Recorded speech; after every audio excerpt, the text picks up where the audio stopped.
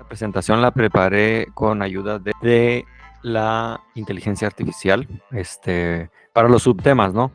El material en sí lo voy a compartir desde el libro Fe Razonable. Ahora me parece muy interesante que William Lane Craig nunca menciona a los testigos de Jehová y sin querer les da en la cabeza, porque para los que no saben o no están relacionados con los testigos de Jehová, ellos niegan la resurrección corporal de Cristo. No se centra en eso, ni se centra en las sectas, pero lo desarrolla de una manera tan elocuente, tan bien conectada, que le da pues en la cabeza a los testigos de Jehová también, al ateísmo, a los que niegan la resurrección.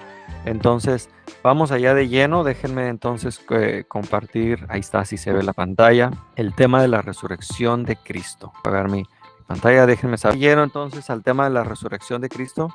Como les decía, desde mi humilde punto de vista, no hay un tema más importante para el mundo evangélico que la resurrección. Si Cristo no resucitó, pues vana es la predicación. Déjenme abrir con una breve oración.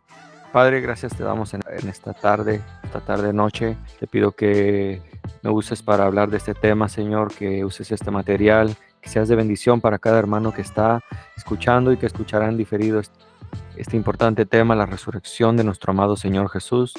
Te lo pedimos y te lo imploramos, que sea de bendición en el nombre poderoso de Cristo Jesús. Amén. Ok, bueno, entonces el tema de la resurrección, usé, como les digo, la inteligencia artificial para algunas imágenes, así que pues no se me espanten si de repente ven algo y dicen, ¿qué sale eso ahí? No, es inteligencia artificial, el tema de la resurrección. Vamos entonces ahí de lleno.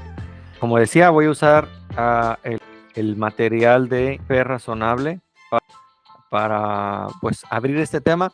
Les pido que sean pacientes, no voy a ir luego a atacar el tema de los testigos de Jehová, porque mi intención es ampliamente hablar de todo lo que hay alrededor y de una vez cubrir tanto a personajes como Rincón de Emma, que lamentablemente pues se fue del lado del escepticismo y hacen cierta mofa, cierta burla hacia el cristianismo, que pues se vale, ¿no? Esa es su opinión y se respeta. No significa que nos vamos a quedar callados o no vamos a decir nada. Déjenme conectar. Lane Craig toca varios temas en el libro Fe Razonable. Uno de ellos es Dios y la inmortalidad. O sea, estas dos cuestiones, que Dios sea necesario y la inmortalidad también, son condiciones que se consideran necesarias para que el hombre tenga una existencia significativa, para que realmente tenga significado. Ahora, muchos ateos, déjenme tomar un poco de agua, muchos ateos o no creyentes dirán, yo no necesito a Dios para darle significado, yo le doy mi propio significado. No es mi intención aquí cubrir todo el tema de esa cuestión, pero realmente lo demuestra William Lane Craig. El ateo tiene que engañarse a sí mismo sabiendo que se está engañando, dándole un significado que en realidad no tiene, para precisamente tratar de darle ese significado. Aquí no voy a profundizar en por qué el ateo no tiene un real significado para su vida, y si lo tiene, realmente es una ilusión, que él mismo sabe que es una ilusión. Pero bueno, Dios y la inmortalidad son dos condiciones necesarias para que el hombre tenga una existencia significativa. William Lane Craig en este libro argumenta que Dios existe, pero ahora en esta parte de la resurrección hemos llegado también a otra consideración, está la consideración de que Dios existe, que no voy a cubrir aquí porque es que Dios existe, pero la siguiente consideración fue la inmortalidad. En otro de los capítulos lo cubre extensamente. Por favor, si alguien puede confirmar que sí se escucha. Entonces, hay un oscuro trasfondo de la desesperación del hombre moderno. El hombre moderno cae en una desesperación cuando se da cuenta, como dijo Nietzsche, Dios ha muerto. La proclamación cristiana, en este caso, la proclamación cristiana de la resurrección, es una luz brillante de esperanza. Y por eso es importante el tema de la resurrección. En el caso de los testigos de Jehová, es una pena pues que no tengan realmente una esperanza. Si tú le preguntas a un testigo de Jehová, incluso a un católico, realmente ellos no están seguros de su salvación, ni tampoco están seguros de por qué creen lo que creen. Déjenme nada más rápidamente compartir el link aquí, porque tengo la página también en Facebook. Ahí me pueden encontrar como Cristiano Imprudente, o también la página Juan 14:6. Denme un segundito, lo que hago pues la publicación. Les pido 3 segunditos, más rápidamente. Aquí. Vamos a poner aquí. Estamos en vivo con el tema de la resurrección. Resurrección, pues ¿de quién no? Pues de Cristo. Vamos a ponerle de Cristo. Ahí está. Vamos a compartirlo. Listo. Entonces, es interesante este tema, es necesario este tema porque, como les venía diciendo, bueno, la proclamación cristiana de la resurrección es el tema central del cristianismo. De hecho, si alguien, estimados oyentes, y gnósticos o no creyentes, si alguien puede demostrarme que Cristo no resucitó, vana es mi predicación y pues yo tendría que dejar de perder el tiempo, dejaría toda la teología, ¿no? Para mí es el tema más importante, la resurrección, la proclamación cristiana. Los primeros cristianos vieron la resurrección de Jesús como la justificación precisamente de sus afirmaciones, ¿no?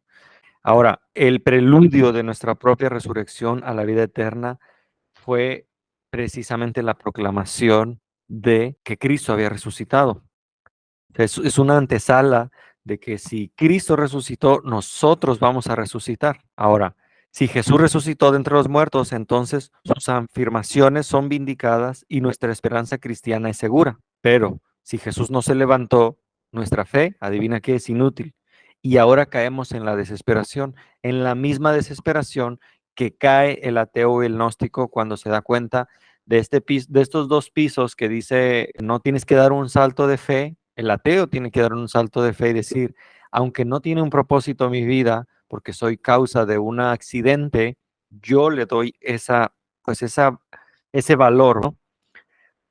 Entonces, cuán creíble es entonces el testimonio del Nuevo Testamento de la resurrección de Jesús? Bien, vamos a ver varios antecedentes históricos. Hay varios antecedentes históricos que tenemos que considerar en esta argumentación que vamos a ir haciendo. Y yo sé que muchos se conectan porque les interesa el tema de los testigos. No soy tonto y sé usar también mis analytics de YouTube. Realmente yo le debo casi un 80% de mi audiencia y mi canal y suscriptores, etcétera, al tema de los testigos de Jehová. Por favor, sean pacientes porque voy a tratar de desenmarañar. Y no me quiero echar flores yo solo, ¿no? Pero voy a tratar de hacerlo de una manera no solo teológica, sino muy intelectual, como lo sabe hacer, no yo, como lo sabe hacer William Lane Craig. Entonces, los primeros antecedentes históricos de los que vamos a hablar son la apologética histórica de la resurrección. Esta apologética histórica, déjame ver si estoy grabando. Sí, qué bueno.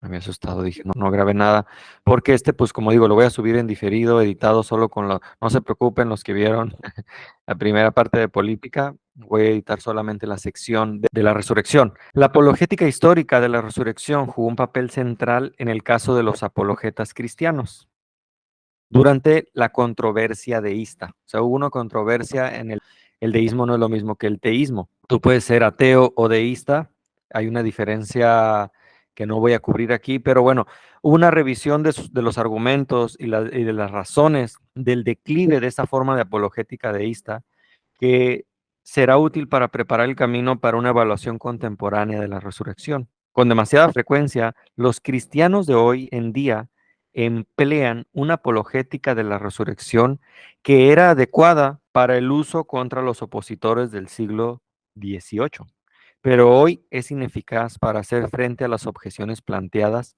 por la crítica bíblica moderna. Ahora, no está diciendo tampoco William Lane Craig que no es correcto usar solo la Biblia para defender la postura, pero realmente el mundo, en cuanto a la crítica textual histórica, en cuanto a muchos descubrimientos de documentos, de papiros, la resurrección que se usaba en la antigüedad, al menos en el siglo XVIII, ya es eficaz para las objeciones planteadas en nuestro tiempo. Entonces, por eso digo, va a ser un planteamiento un tanto nuevo de la resurrección de Cristo, una defensa de la resurrección de Cristo y va a hacerlo desde una manera ya para cubrir ciertos gaps que hoy en día algunos se saltan, ¿no? Se saltan un poco. Entonces, ahora, estos antecedentes históricos también, para cubrirlos, necesitamos hablar del caso de la resurrección en la apologética tradicional que se conoce, ¿no?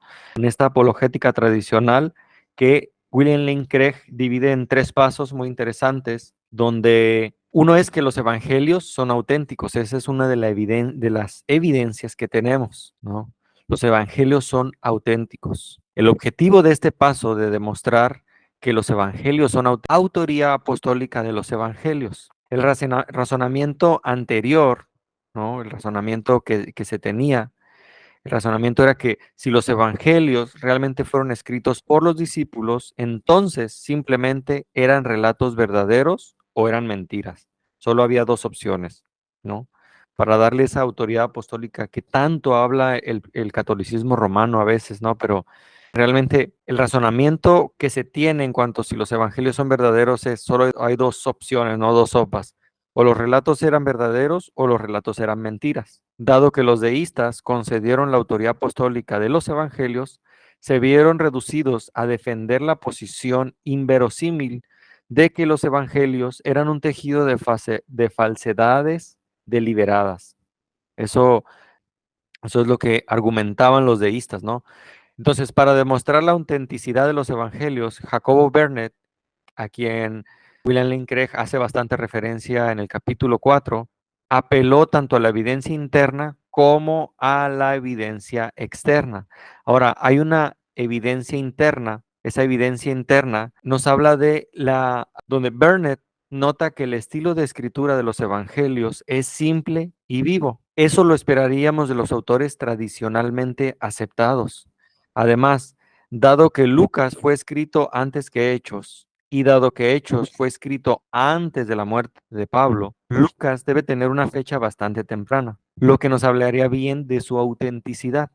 Ahora, muchos hablan de que los evangelios fueron escritos muchísimo tiempo después y entonces no hay manera de creerla, no hay manera de creer en la Biblia porque fue 60 años después de la muerte de Cristo y bueno, pero cuando realmente investigamos cuánto tiempo pasó desde la muerte, por ejemplo, de Nerón, de Platón, o sea, de gran evidencia que hay de muchos documentos históricos que fueron escritos a veces hasta 800 años después de la muerte de la persona que se habla. Nadie niega hoy la existencia, por ejemplo, de Platón y de otros, de Napoleón Bonaparte. Sin embargo, la evidencia temprana que tenemos de los escritos de los evangelios, por ejemplo, los evangelios también muestran un conocimiento íntimo de Jerusalén antes de la destrucción en el año 70 después de Cristo, ¿no? Los testigos de Jehová pues tienen otra fecha y cuando todos los historiadores hablan de que fue en el año 70, los testigos de Jehová se aferran, por ejemplo, a la caída de Jerusalén en otra fecha, con tal de sostener la doctrina de 1914, que todavía no voy a ir ahí. Pero bueno, las profecías de Jesús sobre ese evento deben haber sido escritas antes de la caída de Jesús, porque de lo contrario la iglesia habría separado el evento apocalíptico en las profecías, lo que hace que parezcan concernientes al fin del mundo. Como el fin del mundo no se produjo cuando Jerusalén fue destruida, las llamadas profecías de su destrucción, que fueron escritas realmente después de la destrucción de la ciudad, no habrían hecho que ese evento pareciera tan estrechamente relacionado con el fin del mundo.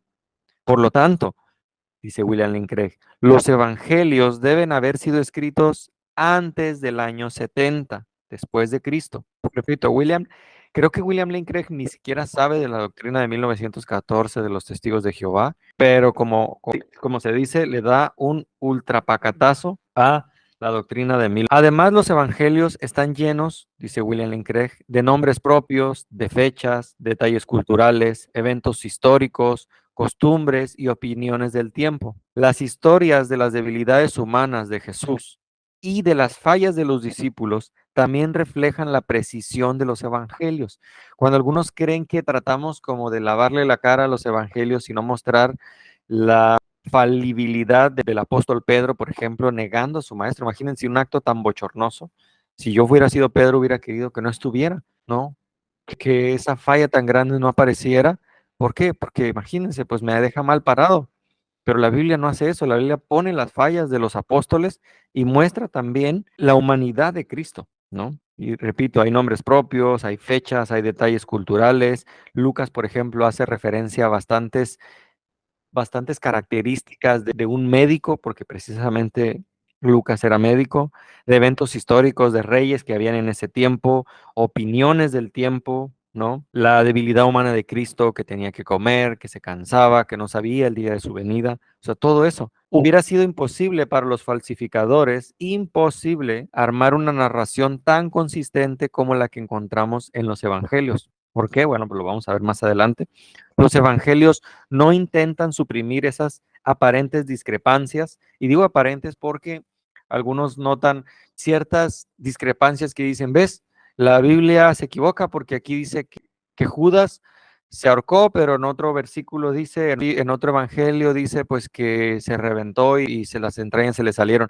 Son unas de las, en el ateísmo no hay ningún intento de armonizar o de dar una armonización entre los evangelios como podríamos esperar con los falsificadores. O sea, si eres un falsificador, dices, pues voy a quitar esto porque hay una discrepancia y no quiero que aparezca. No, eso no sucede en los evangelios. Precisamente esas diferencias en los evangelios muestran su autenticidad.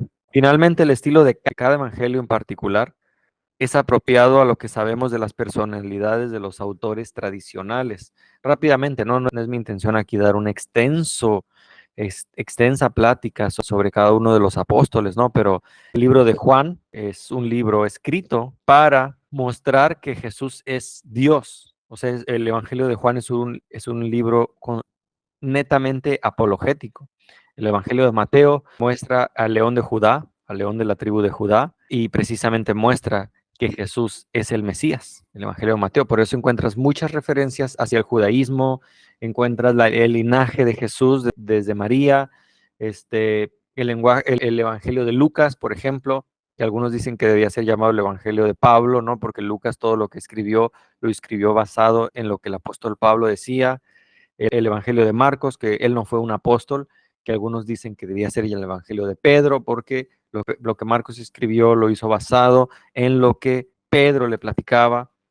Entonces, vemos, por ejemplo, el Evangelio de Marcos, que es un evangelio muy movido, ¿cómo lo puedo decir? ¿Cuál es la palabra? Es un evangelio que se mueve, que habla de diferentes puntos de vista, pero en el sentido de, y Jesús, o sea, no da detalles, no se mete en detalles y habla, no, su lenguaje es más para los griegos, ¿no? Entonces, Gottfried Less agrega al caso de Vernet el punto adicional de que los evangelios no tienen anacronismos.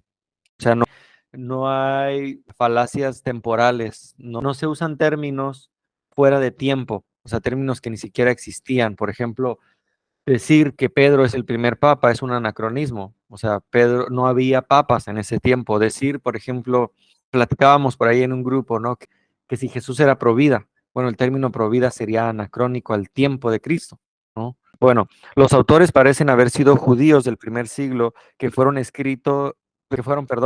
testigos de los testigos. Por otro lado, William Paley agrega una consideración final. Los modismos hebreos y siriacos que caracterizan a los evangelios son apropiados para los autores tradicionales. Él llega a la conclusión de que no hay razón para dudar de que los evangelios provengan de los autores tradicionales, así como no hay duda de que las obras de Filón o Josefo son auténticas, con la excepción de que los evangelios contienen acontecimientos sobrenaturales. También es mi intención hablar del tema de los milagros. William Lane Craig lo habla muy bien. Entonces, esta es la primera parte de la resurrección de Cristo.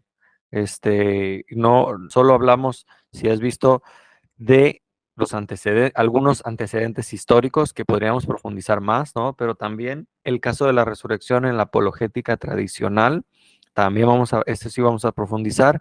¿Y por qué es que los evangelios son auténticos? Vamos a verlo punto a punto. Ahorita solo hablamos de la evidencia interna, de por qué los evangelios son auténticos, y vamos a hablar en la siguiente sección de la evidencia externa. ¿Por qué es que Cristo resucitó? ¿Por qué? ¿No? ¿Cuál es la evidencia que tenemos de que Cristo resucitó? Hay 11 pasos de la autenticidad de estos puntos. No los vamos a ver hoy. Te paso algunos de los subtemas que vamos a ver. ¿Por qué el texto de los evangelios es puro? Los evangelios son confiables. Algunos intentos de refutar esto, como que los apóstoles eran engañadores, ¿no? Y vamos a ir desenmarañando, que esta es la intención de que me llevó a mí, uno de los motivos más bien que me llevó a mí a hablar de la resurrección, es que los testigos de Jehová dicen que Jesús no resucitó corporalmente y de hecho su doctrina descansa en que Jesús resucitó espiritualmente y que el cuerpo de Cristo fue desintegrado para no volver jamás. Es terrible. Esta doctrina es una desesperanza, ¿no?